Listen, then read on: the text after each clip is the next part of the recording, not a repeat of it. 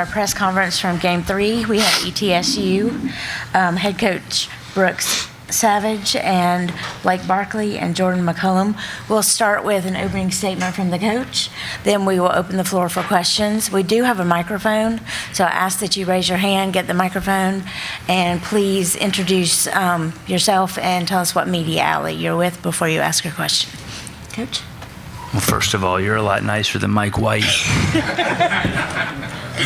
You saw where his allegiance lies today, Doc. Did you get that, KB? All right. I've said it for 2 months. When we went to play Citadel, 10,000 fine.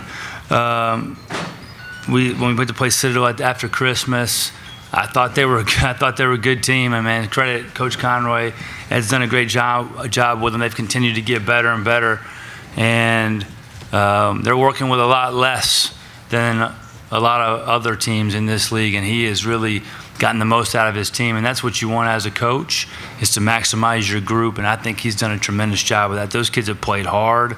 They found a game that works for them, and they share the ball. They're really tough. And so we knew this wouldn't be easy, especially they came in here with a ton of confidence the way they played last night. So credit to them. I thought they were terrific. They gave us a real challenge for a long, long time. But I thought there, start the half, I thought we were great. And then we just kind of kept leaning on them.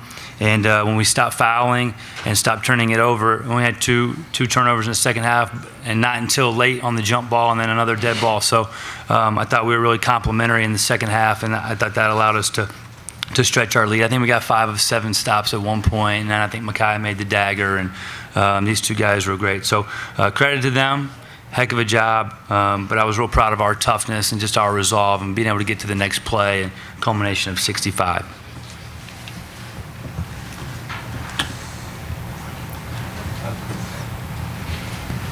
Jeff Birchfield, Johnson City Press, Kingsport Times News. Just Blake today, obviously 10 of 11 from the field. All three-pointers you shot went in, 24 points, 6 rebounds. What was making today so effective for you? I mean, these guys put me in great positions. Credit to all our guards. They have the ball the majority of the time, and them just making reads and putting me in positions to be the best player I can be. Steve, Agreement Sports Media. Jordan, you went into the locker room there earlier in the first half. Could you kind of walk us through what happened there and tell us how you're feeling now? I just drove it, and when I went to bump him, I kind of landed on his foot when he checked me back, and it was just a little tweak. I went and got tape, and it doesn't hurt no more. Paul Witt, Transylvania Times. Coach, with about 2:03 left in the first half, Citadel had kind of made a little push. They took the lead by 3. You called timeout. You guys finished the half on a 9-2 run, then opened up the second half on a nice run. What was the message in the timeout? What was going through your mind? And love to hear from the players.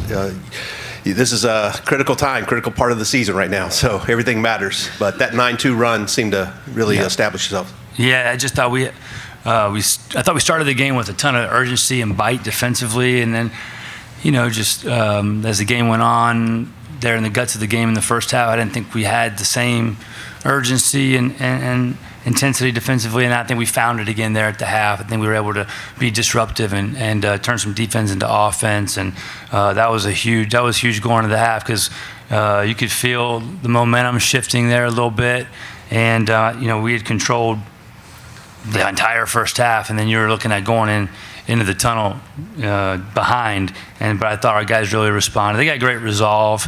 Thought they really responded, and I think Brian Taylor made a couple plays in there, and I don't remember who else, but that was we got punched, and we punched them back, and we needed it there, and then to start the second half too, to continue that. I think that was really the difference in the game.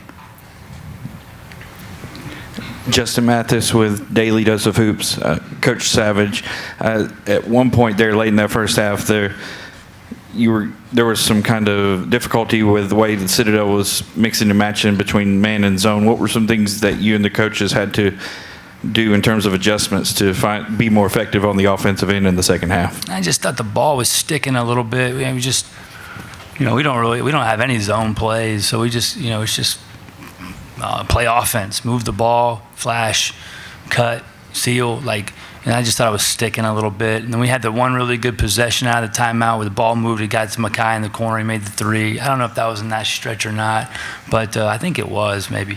But anyway, just executing a little bit better, getting it to these guys in the middle, particularly Blake. I thought he was really effective in there, and just being a little bit more active.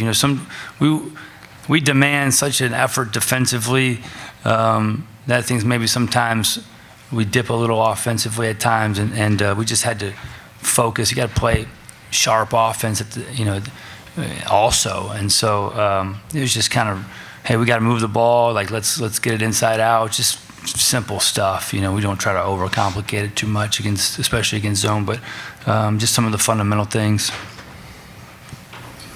Kenny Hawkins, News Channel 11, ABC Tri-City. Sometimes you have a team that's been off for a week. Sometimes they can come out a little rusty or a little anxious. Where were you guys at tonight? Were you just ready to go? Oh, man. I thought we had great energy. I thought we had great energy. I thought we were really locked in. Once we got our matchup, I think you could feel the ballroom focus shift, and they were really locked in.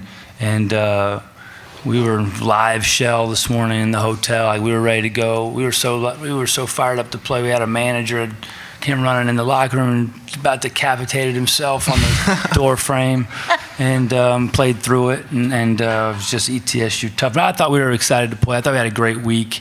We went live multiple times in the week, and I thought we started the game with a lot of pop.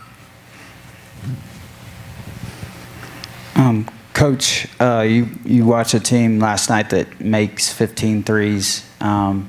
I thought you guys did a terrific job on the perimeter. Just talk about that. Yeah, we're a different animal defensively than last night, and I thought that they really felt us defensively, and but it was definitely front of mind that we were gonna have to be really sharp defensively, and so I thought we had a lot of bite for most of the game, but just not letting them be as comfortable as they were 24 hours ago. I think we'll have one more question. Brooks, this is the first time you've had a chance to play in, it being one of the 1-2 seeds. How does the preparation change? Because obviously you've got to bring energy because whoever you're playing against has played a game the night before. Yeah, I've been on the other side of it. This game reminded me a lot of the 2020 game when we played VMI.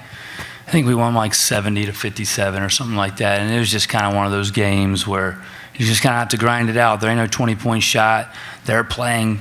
They won, so they're playing better, and you're going to have to play, and you're going to have to just play every possession. You have to get to the next play. You just have to grind it out, possession by possession. I think that suits our team, but it's not an advantage on day 4, but on day 2 it is.